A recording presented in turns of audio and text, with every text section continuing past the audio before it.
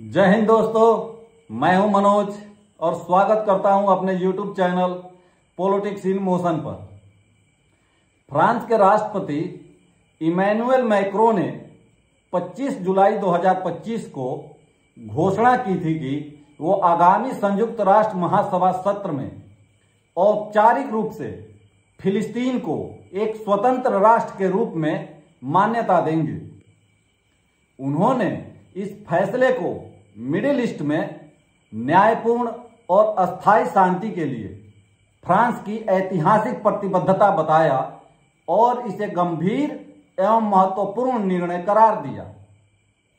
यदि ऐसा होता तो फ्रांस पहला पश्चिमी महाशक्ति देश बन जाता जो फिलिस्तीन को राज्य के रूप में मान्यता देता। इस घोषणा ने तत्काल वैश्विक स्तर पर गहरी बहस और तीखी प्रतिक्रियाएं पैदा कर दी। कुछ महत्वपूर्ण वैश्विक प्रतिक्रियाएं इस प्रकार हैं। इजराइल के प्रधानमंत्री बेंजामिन नेतन्याहू ने इसे आतंकवाद को पुरस्कार देने वाली नीति कहा और चेतावनी दी कि फिलिस्तीन को मान्यता देना इजराइल को खत्म करने का लॉन्च पैड साबित होगा। रक्षा मंत्री इजराइल कात्ज ने इसे शर्मनाक और आतंकवाद के आगे आत्मसमर्पण बताया। अमेरिका के विदेश मंत्री मार्को रूबियो ने मैक्रो की योजना को लापरवाह करार दिया और कहा कि यह 7 अक्टूबर के पीड़ितों के चेहरे पर करारा तमाचा है। कनाडा के प्रधानमंत्री मार्क कार्नी ने 2 राष्ट्र समाधान का समर्थन दोहराया, लेकिन शर्त रखी कि पहले गाजा युद्ध विराम और बंधकों की रिहाई होनी चाहिए। फिलिस्तीन के राष्ट्रपति महमूद अब्बास के डिप्टी हुसैन अल शेख ने फ्रांस को धन्यवाद दिया और कहा कि यह आत्मनिर्णय के अधिकार की मान्यता है। यहां तक कि हमास ने भी इस कदम का स्वागत किया और इसे न्याय की दिशा में सकारात्मक कदम बताया। मध्य सितंबर 2025 में मैक्रो ने पेरिस में यहूदी समुदाय के नेताओं से मुलाकात की और कहा कि फ्रांस अब भी फिलिस्तीन को मान्यता देगा। इजराइल की विपक्षी दल के नेता अविग्दोर लिबरमैन ने भी इसे आतंकवाद का इनाम बताते हुए विरोध किया है। फ्रांस के मीडिया ने कुछ ही हफ्तों बाद एक बड़ा मोड़ उजागर किया।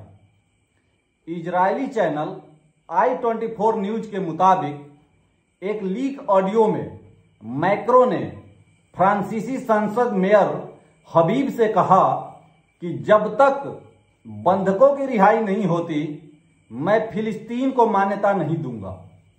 यानी पहले जिस मान्यता को बिना शर्त बताया जा रहा था, अब उसे गाजा में बंधक संकट और हमास के निरस्तीकरण से जोड़ दिया गया। रिपोर्ट के अनुसार इजराइल और अन्य पश्चिमी दबाव के चलते मैक्रो ने प्रधानमंत्री नेतन्याहू से भी बात की ताकि इस विवाद को संतुलित किया जा सके।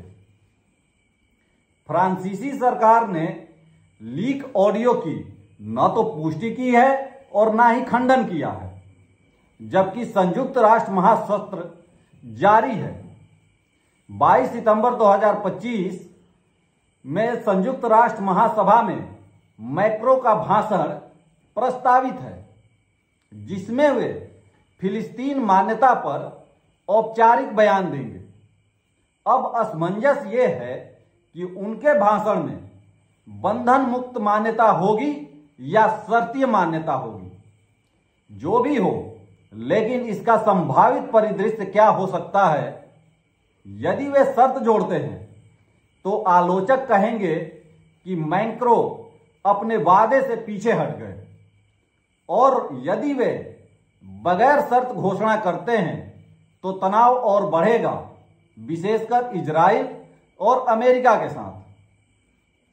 अरब व मुस्लिम देशों ने बिना शर्त मान्यता की अपेक्षा जताई है, जबकि यूके और कनाडा जैसे सहयोगी बातचीत व बंधक रिहाई से जुड़ी हुई शर्तों के पक्ष में हैं।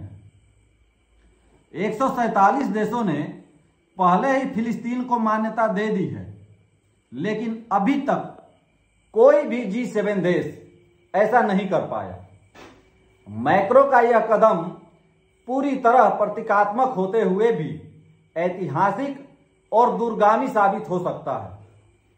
सवाल यही है कि वे वाकई बिना शर्त मान्यता देंगे या राजनीतिक दबाव वाली शर्तों के साथ। आने वाले दिनों में उनका भाषण इजराइल फिलिस्तीन कूटनीति की दिशा तय करने में अहम भूमिका निभाएगा। तो दोस्तों, आपको क्या लगता है? नीचे कमेंट में अपनी राय जरूर लिखिए। वीडियो को लाइक और शेयर करना ना भूलें, और हाँ, चैनल को जरूर सब्सक्राइब करें। धन्यवाद। अगली बार फिर मिलते हैं एक नए विषय के साथ। तब तक के लिए नमस्कार।